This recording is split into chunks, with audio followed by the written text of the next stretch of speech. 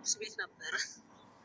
ልብስ ቤት ስሰራ ልብስ ቤት ነገር ታውቃለህ ማለት እየቀያየርክ እንደዚህ እየጨመርክ ምናምን ነው የምትሰራው፣ ካለች ላይ እየጨመርክ ምናምን እና የሆነ ታይም አግዘኝ ማለት እንደዚህ ብር ስጠኝና እየጨማመርኩ የሆነ በዓል ሲመጣ አዲስ ነገር ይፈልጋል ልብስ ቤት ገባ አይደለ?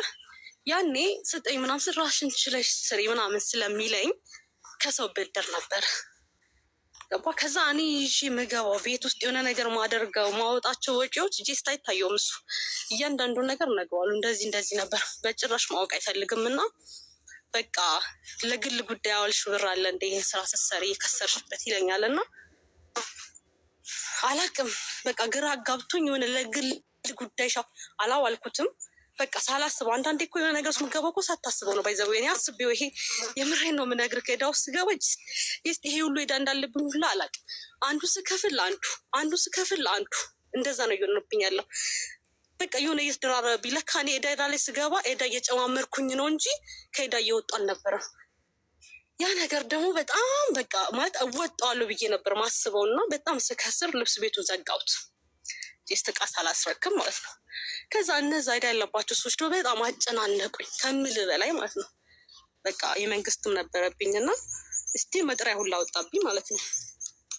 እና በቃ ሰርቼ ከዚህ በኋላ የተሻለ ነገር መቼም እንደዚህ ወድቄ አልቀርም፣ እነሳለሁ፣ ሰርቼ እመልሳለሁ፣ በምትችለው ጄስት አግዘኝ። ኖ አይመለከተኝም አለኝ ማለት ነው። ይናክል አይመለከተኝም። እና በጣም በቃ የሆነ ተስፋ አስቆርጦኛል ገባ። የራሴ የሆነ ሰው አጠገብ ያለ ሰው አይመለከተኝም ካለ ጄስት የትኛው ሰው ነው የሚረዳ? የትኛው አካል ነው የሆነ ነገር የሚያደርግል? እና እነዛ ነገሮች ስታስብ በጣም ነው የሚያመው። እና በቃ የሆነ ከራሴ ጋር አይደለሁም። እንዴት ብዬ ነው የምወጣው? እንዴት ነው ማልፈው? ይሄ ጊዜ አልፋል እንዴ? የምሬ ነው። ስቲል ጠዋት ስነሳ ለምን ነጋ ሁላ ብዬ አለቅሳለሁ። ባይነጋ ምናምን በቃ የሆነ ነገሮች መጋፈጥ እየከበደኝ ማለት ነው። እንደዛ አይነት እንትን ነው እያሳለፍኩ ያለሁት እና አላቅም ብቻ እግዚአብሔር ነው የሚያውቀው። በእርግጥ ግን ቢሆንም ያርሰው ስትሆን ከባድ ነው እና በዚህ ሀሳብ የምትጨምርልኝ ነገር ካለ የሚያበረታኝ ነገር ካለ። እየሰራሁ አይደለም አሌክስ፣ ዝግ ነው፣ ዘግቼዋለሁ። እየሰራሁ አይደለም፣ ዝግ ነው። ቤት ኪራይ በጣም ኦቨር አደረጉብኝ ነው። ኦልሞስት ወደ 380,000 ምናምን የሰው ሄዳ አለብኝ ከሚገርም ነገር ማለት ነው። ሚዛ ግን አዳምጪ። አንደኛ ኮይን ትሰጣችኋለሁ። እሺ ችግር የለውም። አንደኛ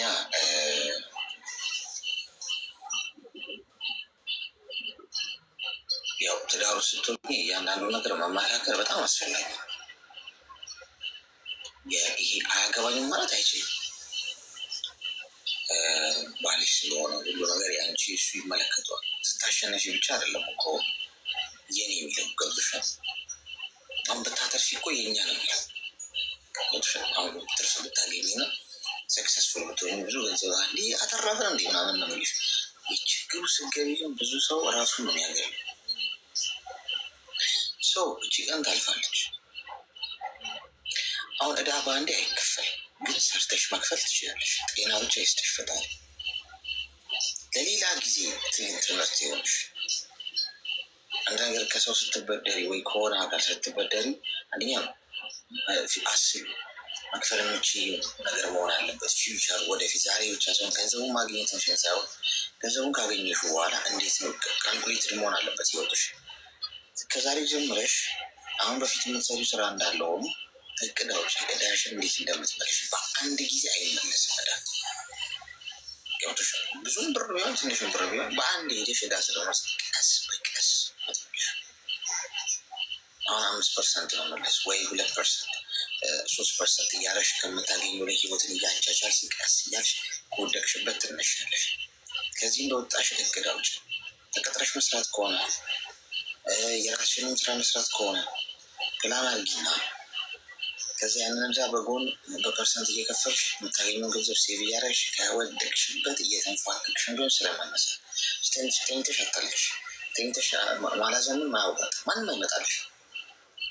ማን አሁን ቤተሰቦችሽንም አግዙ እንዲህ ብትይ ለራዛው ስራሽ ያውጣሽ ነው። ችግር ውስጥ ስትወድቂ ማንም አያውቅሽ። ስትነሺ ነው የሚያውቁሽ። ግን ትንሽ ያለሽ ይህን እርግጠኛ ሆኜ እነግርሻለሁ። የጊዜ ጉዳይ ነው። ገንዘብ ነው እንጂ የሰው ህይወት አለ። ገንዘብ ሰርተሽ ታምጫዎች የሰው ህይወት ነው መልሰሽ ማትተኪ። ነፍስ ብታጠፊ መልሰሽ መተካታትሽ ሚያ። ስለዚህ እንደገና ቀስ ብለሽ ጸሎት እያደረግሽ ፈጣሪን ተማምነሽ፣ ፈጣሪ የወደቁ ሰዎችን ሁሉ ይመለከታል። ሁላችንም ወድቀናል በተለያየ ጊዜ። የወደቅንበት ስለምንረሳ እንጂ ማለት ነው። እሱን ግን አሁን አይደለም የምትነጋገሪው ከባለቤትሽ ጋር። ዝም ወድቀሻል፣ ጸጥ ልክ ስትነሽ ያኔ ቁጭ ብለሽ ትነጋገራለሽ። ትዳር ማለት እንደዚህ ያለ ምንም ቢሆን ባይችል እንኳን እስቲ እንዴት እናደርገው ማለት አለበት። ተሳስተሽም ማድረግሽ ምንም የስህተትሽም አካል እሱ ነው። ባለቤቶች ተቆራረጥ ምቾቱና ድሎቱ እንደ ጋራ ወድቀቱም እኮ የጋራ ነው። የሚገባኝ እንደዛ እንደዛ አድርጌ እሺ፣ አይዞሽ። እስኪ በምችለው ላሞክራለሁ። እሷ እንዳትቆርጥሽ፣ የማይስተካከል ምንም ነገር የለም። እሺ ያው አንቆርጥም እኮ ተስፋ ፈልገው የሚቆረጥ ነገር እኮ የለም። አሌክስ ማለት ማንም ሰው በዚች ምድር ላይ ሲኖር መኖር የሚጠላ ሰው እኮ የለም። ጅስት መኖርን የመሰለ ነገር የለም። ባይዛወ ማያልፍ ነገርም የለም። አንዳንዴ ማያልፍ በጣም የሚመስለን ነገሮች አሉ። በጣም የሚከብዱ ሁሉም ነገሮች ልምልም ልብ መንገድ የለም። የሆነ ተስፋ የምታጣው ጅስት ከየትኛውም በኩል ማለት ነው። በቃ ማለት ያኔ ነው የሆነ ነገር ውስጥ ብገባስ። እኔ የምሬን ነው። ባጠፋ ራሴን ባጠፋ እስካሁን አልቆይም። ብዙ ከሞክሬያለሁ። ባይዘዌ የሆነ ባደርግ በቃ ከዛ ደካማ ጎኔ ልጄን ነው ማስበው እና ከዛን ጄስት እኔ አንድ ነገር ብቻ አለ ማሊክሲ በብዙ በኩል ነው ማለት ይሄ ትዳር ምናምን ሊሆን ይችላል። በፋሚሊ ደረጃም ስትመጣ የፋሚሊ የምታያቸው ነገሮች ደስታ አይሰጡም። በቃ የሆነ ብቻዬን እየታገልኩ የሆነ እግዚአብሔር ለምን ትታይኛል ብቻዬን እስከምል ድረስ ማለት ይናክል ነው የምታገለው እና ከዛም በቃ እስከ መቼ ነው እንደዚህ እየሆንኩ መቀጥለው ምናምን ላለው የሆነ ለውሳኔ እፈጥናለሁ እና ከዛም ደስ የሚለው ነገር ደግሞ እግዚአብሔር ትዕግስት ሰጥቶኛል እና እታገሳለሁ። መልሼ ደግሞ እግዚአብሔር በቃ ሶሪ እለዋለሁ። ገባ ግን ብቻ ማያልፍ ነገር የለም ይመስለኛል። ግን እኔ እንጃ። እስኪ እግዚአብሔር ካሳለፈኝ ካለፍኩኝ ደግ ጊዜ ከመጣ እናወራበታለን። አመሰግናለሁ። ብቻ አመሰግናለሁ አሌክስዬሽ።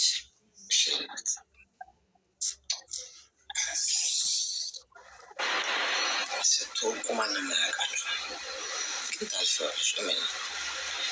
ይህ ለእኔ ብቻ ነው እንደዚህ የሚደረግብኝ እንዲህ አይነት ፈተና ብላችሁ እስክታስቡ ድረስ ትፈተናላችሁ። የፈተናችሁ እኮ ራሱ እግዚአብሔር እኮ ትዕግስት ከሆነ የምትፈልጉት ትዕግስተኛ መሆን ከሆነ ትዕግስት አስጨራሽ በሆነ ነገር ነው የሚፈትናችሁ። ሀብት ከሆነ የምትፈልጉት በማጣት ይፈትናችሁ። በማጣት ምንም ነገር ሁሉም በማሳጣት እና ዝም ይላችኋል። ለምን ዝም ተባልኩ ብላችሁ አታማሩ። ምክንያቱም ተማሪ ሲፈተን አስተማሪ ሁልጊዜ ዝም ነው የሚለው ነግሬያቸዋለሁ እንጂ የእናንተን ውድቀትና የእናንተን